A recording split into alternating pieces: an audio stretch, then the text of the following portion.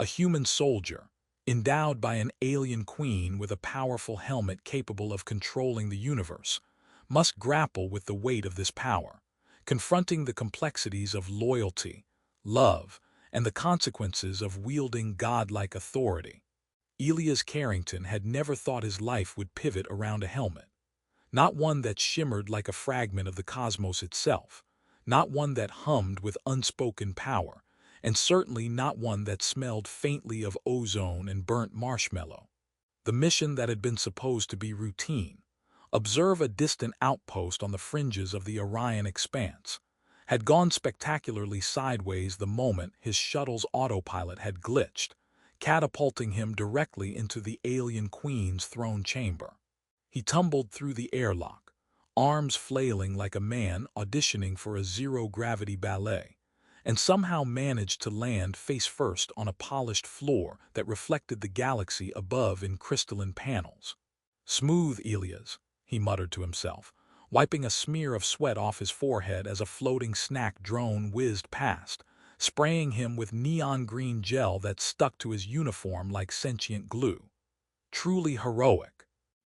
The alien queen regarded him with an expression that was somewhere between bemusement and the kind of calculating curiosity that suggested she could crush planets for sport.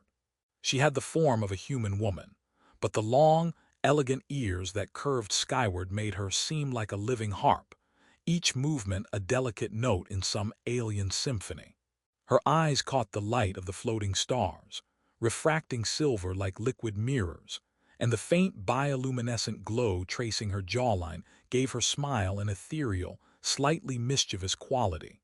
"You are quite clumsy for a human soldier," she said, her voice rippling through the throne room, which itself was suspended in zero gravity, with platforms floating like shards of glass across an endless void.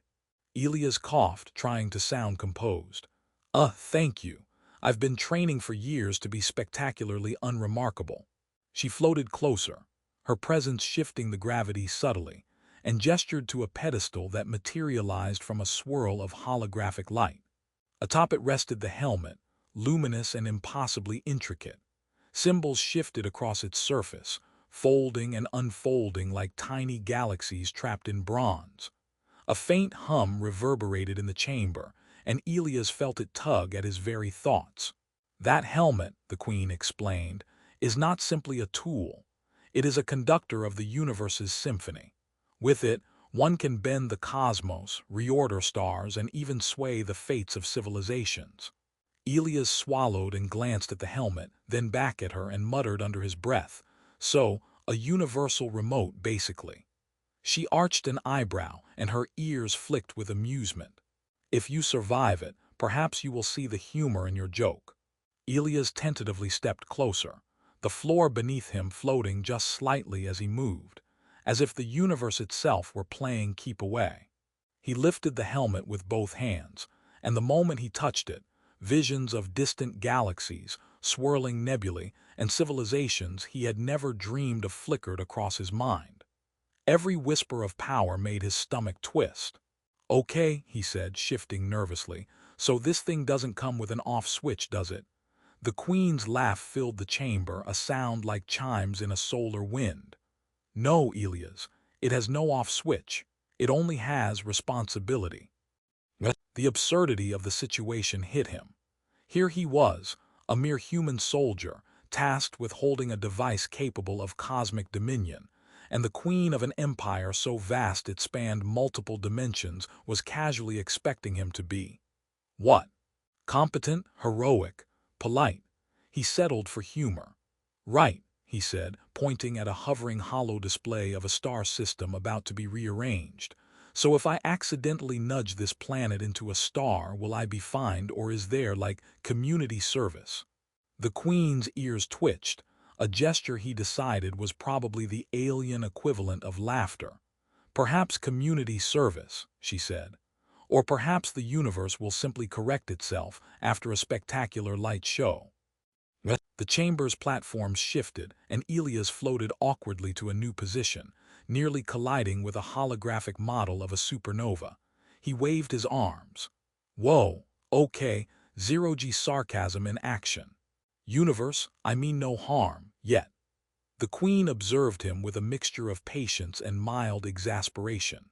Despite her immense power, she seemed oddly intent on letting him discover his own limits, much like a parent letting a child near a vat of experimental chemicals and crossing their fingers. Elias, she said softly, the helmet tests not your skill alone, but your heart, your humor, your ability to laugh in the face of things you cannot control. For hours that felt like days, Elias practiced. He nudged stars into proper orbits with one hand while juggling floating teacups with the other. Each misstep sent a miniature meteor shower bouncing off invisible walls, and he learned quickly that laughter was as necessary as focus.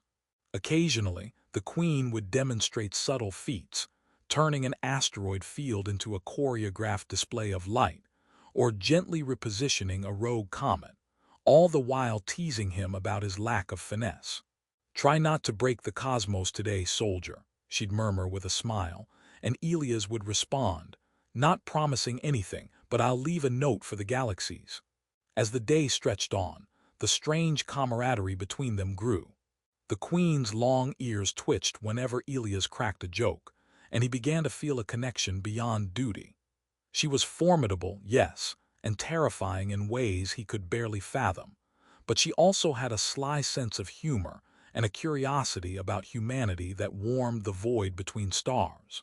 He floated beside her during a particularly delicate orbital adjustment, muttering about the absurdity of having coffee with someone who could rearrange galaxies, and she replied with a gentle flick of her ears and a remark about how humans were delightfully unpredictable. By the end of his first day, Elias understood the weight of the helmet, but he also realized something more crucial. Humor, adaptability, and a refusal to take himself too seriously might be the very things that kept him from succumbing to the allure of omnipotence. The queen watched him closely, a faint glow tracing her features, and Elias dared a grin. "Well," he said, dangling upside down in zero gravity while trying to sip his tea, "if I survive this, maybe I can get a medal or at least a good story for the mess hall." Her laugh echoed across the chamber, a mixture of genuine amusement and the quiet acknowledgement that the first step of a cosmic odyssey had begun, and it would be anything but ordinary. Elias Carrington woke to the soft hum of the helmet vibrating gently against his head. The stars outside the throne chamber window were spinning lazily, as if the universe itself had decided to take a morning stretch before the chaos began. He propped himself up on the floating platform and squinted at the alien queen, who hovered nearby with her long ears twitching like twin radar dishes, scanning for amusement. "You're up early," she said, her voice calm but carrying the same undercurrent of cosmic authority that had him stumbling into zero-gravity teacups yesterday. Elias rubbed the back of his neck. "Well, when you're suddenly responsible for the existential stability of several quadrants, sleep seems optional." She flicked her wrist, and a small cluster of stars shifted just enough to make a miniature aurora borealis swirl across the chamber. "Optional, yes, but necessary for the mind," she said, tilting her head and letting her bioluminescent glow pulse faintly like a heartbeat. "You'll need clarity today. We have visitors." Visitors, Elias thought, meant trouble. Or at least it usually did. He followed the queen as she floated toward a circular platform that had been extended like a bridge into the void. Holograms flared to life around them, depicting countless alien emissaries approaching the throne planet on ships that looked like gigantic crystalline insects. "Oh great," Elias muttered, "intergalactic politicians. You know how much I love committees." The queen's ears quivered in a gesture he had learned meant amusement, and she whispered, "Do your best to be charming, soldier. And remember, humor is a weapon, though sometimes a blunt one." The emissaries arrived in a synchronized dance of lights and thrumming engines. Elias watched as the first delegation, a group of insected creatures with translucent wings that glittered like oil on water, floated forward. They bowed in perfect unison. Elias waved nervously, nearly tipping over, and said, "Hi, Love the wings, very aerodynamic.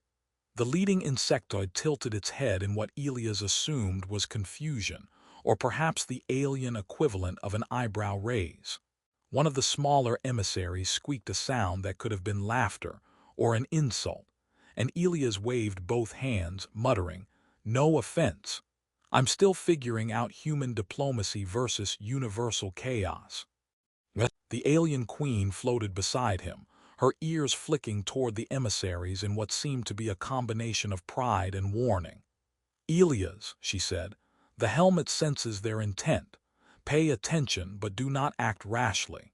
Humor will keep you grounded." He nodded, though the weight of the helmet pressed lightly against his thoughts, reminding him constantly of the universe's fragility. "Right," he said, "grounded, grounded, got it.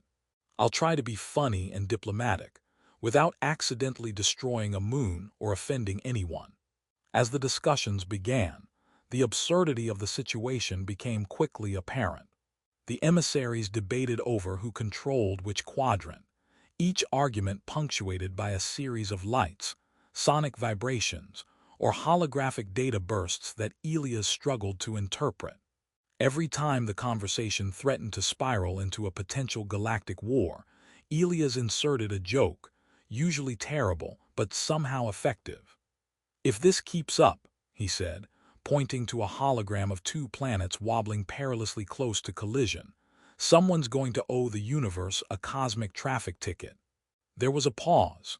Then, surprisingly, a ripple of laughter echoed through the chamber. The alien queen's ears twitched in approval. Hours passed in this precarious balancing act of diplomacy and humor. Elias began to discover subtle powers of the helmet he hadn't anticipated. A gentle thought nudged a rogue asteroid into a safe orbit. A fleeting intention soothed the ire of a heated emissary. A sarcastic comment, paired with mental focus, created a momentary illusion of multiple suns rising in a distant galaxy, which both amused and intimidated the delegation. Each success, small as it was, filled Elias with a growing sense of competence, though never without the realization that one misstep could unravel centuries of cosmic order. "So," he said during a brief lull, floating upside down while sipping a cup of tea that hovered like a bubble in zero gravity, "being a universe wrangler is mostly about improvisation and caffeine." The queen's laughter rang out, resonating in the empty spaces between stars. Later, as the emissaries began to depart, one of the more formal insectoid diplomats lingered, its wings glinting with a subtle rainbow sheen. "Your human is unusual," it said in a tone that Elias assumed was serious. He waved awkwardly. "I get that a lot," he said, "especially when I show up to things in space pajamas." The diplomat made a sound that might have been approval. Elias grinned. The helmet hummed faintly, as though amused at its wearer's continued human absurdity. The queen guided Elias back toward the throne chamber after the delegation had left. Floating past an array of orbiting satellites and holographic star charts, she remarked casually, "You are learning quickly. The helmet responds to your intent, not your experience, but you must always remain human." Elias considered this while dodging a miniature black hole that had formed temporarily for an experimental observation. "Being human," he said, "mostly means panicking gracefully and making jokes when things try to kill you." The queen tilted her head, a soft glow tracing her jaw, and replied, "Indeed. Humor protects the mind as duty protects the heart." The evening, or what approximated evening in a chamber where time had little meaning, brought a quieter challenge. A rogue comet, diverted from a neighboring system, had begun a collision course with a fragile space station where thousands of beings lived. Elias felt the helmet tugging insistently, urging him toward omnipotent solutions, visions of effortlessly reshaping the cosmos flashing across his mind. He closed his eyes, breathed deeply, and whispered, "Okay, universe, let's try the gentle touch approach." Concentrating, he guided the comet into a safer orbit, keeping the station intact. The relief was immediate, and he muttered, "Well, that was easier than committee work at least." The alien queen's presence beside him remained comforting, her long ears brushing faintly against the currents of gravitational energy as if to steady him. "You are growing into your role," she said softly.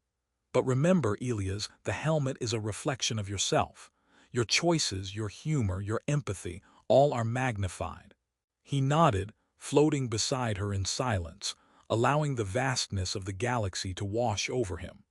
Somewhere far off, a nebula shifted in colors that seemed to wink at his accomplishment, and he couldn't help but grin.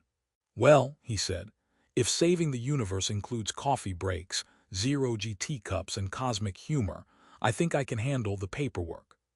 The Queen's quiet laugh followed him as the stars shimmered, and Elias realized that surviving the cosmic tests would require wit as much as courage, and perhaps, just perhaps, he was beginning to master both.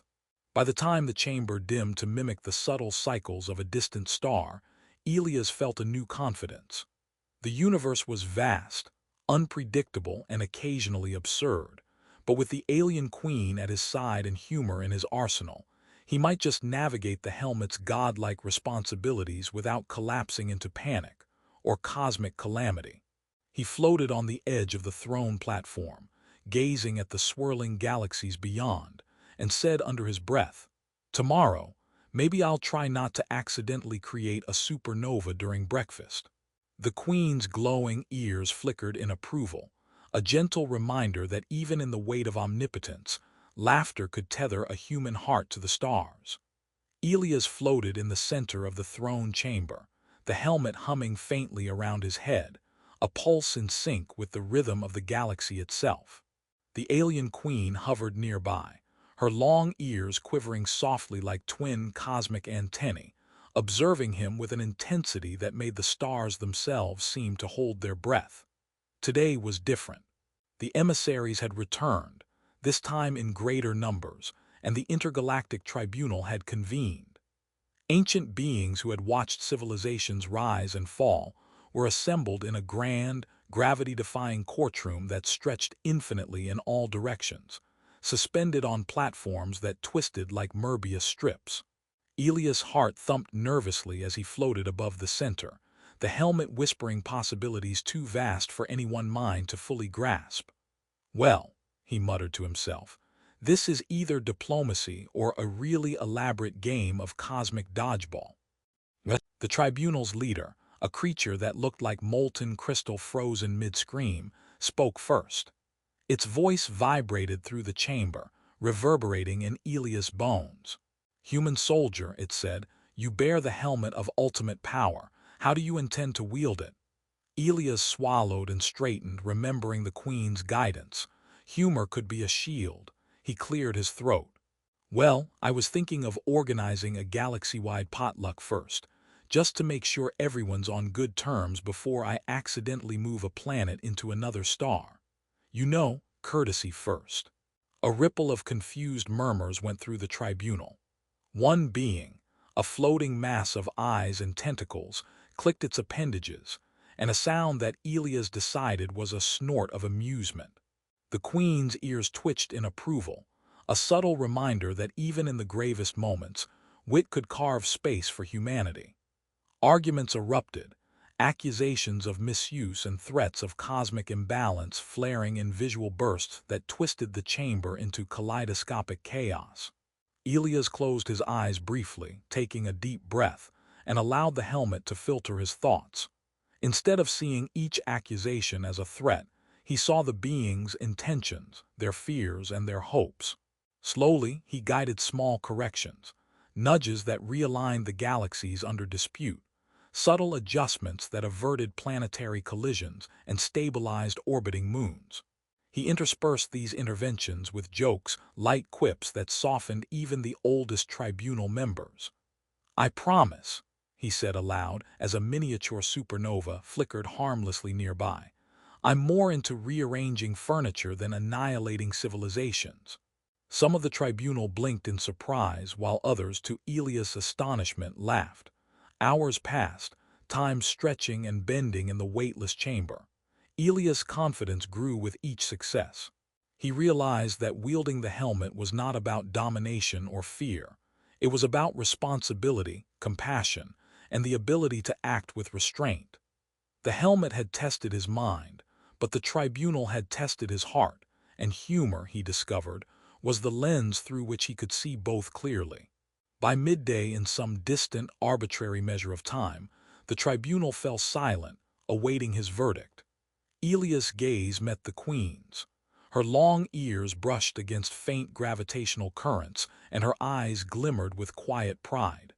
"I see now," Elia said aloud, "that power isn't about what I can control. It's about knowing what not to control. The helmet doesn't make me a ruler. It gives me a choice, and I choose to return it to the one who understands it best." The tribunal's silence stretched, then shattered in a chorus of astonishment, curiosity, and muted approval. The queen drifted forward gracefully, her bioluminescent glow pulsing gently. Elias floated toward her, helmet in hand, and gently placed it back upon the pedestal from which he had first lifted it.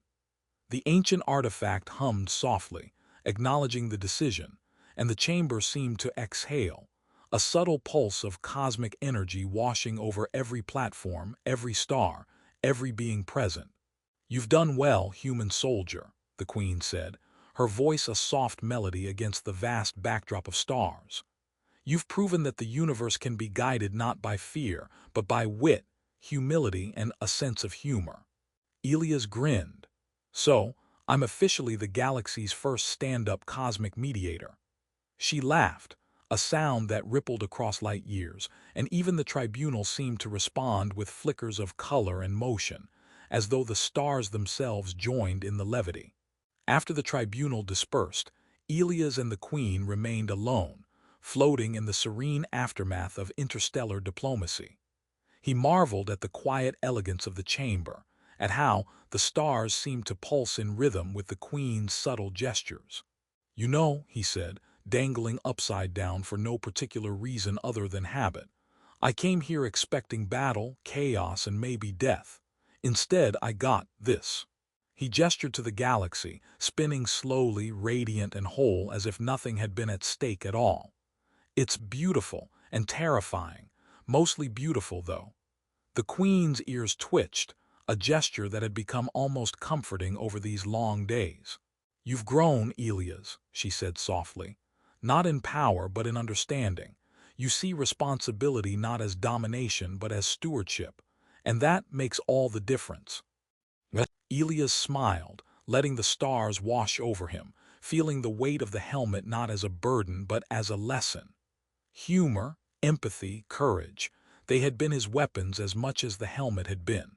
He realized that even a human soldier could influence the course of galaxies, not through fear but through understanding, through wit, and through the willingness to act when it mattered most. "So what now?" he asked, glancing at the queen. "Coffee. Maybe a walk through the asteroid gardens. Or do we start planning that galaxy-wide potluck?" The queen's laugh echoed softly, her long ears swaying like cosmic pendulums. "Now," she said, "we live. And we enjoy the universe without reshaping it every moment. You've earned that privilege, Elias." Floating beside her, he realized how much he had changed. The helmet had tested his mind, the tribunal his resolve, but it was the absurdity, the laughter, and the improbable camaraderie with an alien queen that had tempered his human heart. He had seen the weight of ultimate power and chosen restraint, understanding that true influence came not from domination, but from connection and choice. Somewhere in the distance, a nebula shifted colors, almost as if winking at him, and he chuckled. "Well," he said, "I guess the universe survived my jokes. That's reassuring." The queen's ears flicked gently, a subtle smile on her face. Together they floated into the serene silence of the chamber, the stars shimmering around them, knowing that even amidst infinite power, the simplest human qualities, humor, empathy, and courage, could leave an imprint across the cosmos.